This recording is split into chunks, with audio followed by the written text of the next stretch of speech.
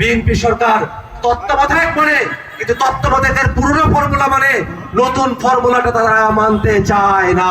জুলাই সনদ অক্ষরে অক্ষরে পালন করা এই কথা থেকে বেরিয়ে এসে জনগণ যে গণভোটের উপরে রায় দিয়েছে সেই গণভোট অক্ষরে অক্ষরে পালন করতে হবে। রংপুর অঞ্চলের জন্য, দিনাজপুরের জন্য স্পেশাল বাজেট প্রণয়ন করতে হবে। এই সরকারি কর্ম কমিশনের মাধ্যমে নিয়োগ হয়ে থাকে। আমরা অতীতের সরকারগুলোর সময়টাতে দেখেছি যে দল সরকার গঠন করে সেই দলের লোকদের শুধু চাকরি হয়, আর কোনো চাকরি হয় না। এটা বন্ধ হওয়া দরকার আছে না?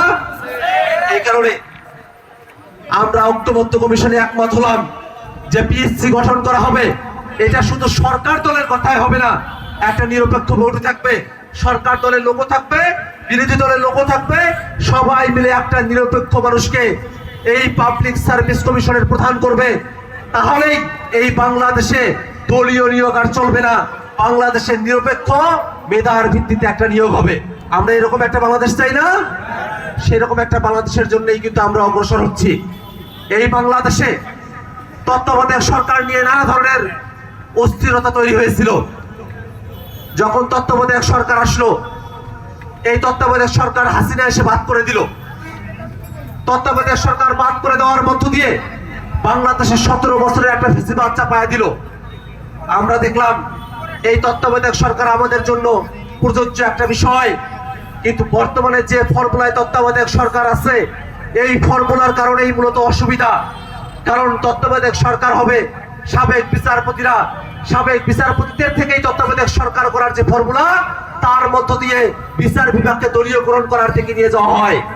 এই কারণে আমরা বললাম ওই জায়গা থেকে বেরিয়ে আসতে হবে, তত্ত্বাবধায়ক সরকারের একটা নতুন ফর্মুলা দিতে হবে। সেটা জুলাই সনদের মধ্যে বলা আছে। এখন এসে বিএনপি সরকার তত্ত্বাবধায়ক মানে, কিন্তু তত্ত্বাবধায়কের পুরনো ফর্মুলা মানে নতুন ফর্মুলাটা তারা মানতে চায় না।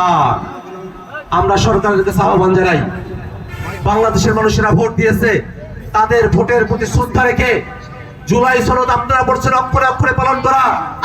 আপনাদেরকে বলতে চাই, জুলাই সনদ অক্ষরে অক্ষরে পালন করা এই কথা থেকে বেরিয়ে এসে জনগণ যে গণভোটের উপরে রায় দিয়েছে সেই গণভোট অক্ষরে অক্ষরে পালন করতে হবে।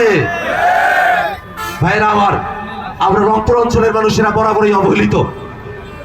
আমাদের এখানে বাজেট বৈষম্য করা হয়, লাখ লাখ কোটি টাকার বাজেট হয়, কিন্তু রংপুরের ভাগে, দিনাজপুরের ভাগে শূন্য পড়ে থাকে।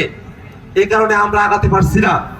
আমরা সরকারের কাছে দাবি জানাই, আমাদের এই বাজেট বৈষম্য দূরীকরণ করতে হবে। রংপুর অঞ্চলকে এগিয়ে নিয়ে যাওয়ার জন্য, রংপুর অঞ্চলের জন্য, দিনাজপুরের জন্য স্পেশাল বাজেট প্রণয়ন করতে হবে।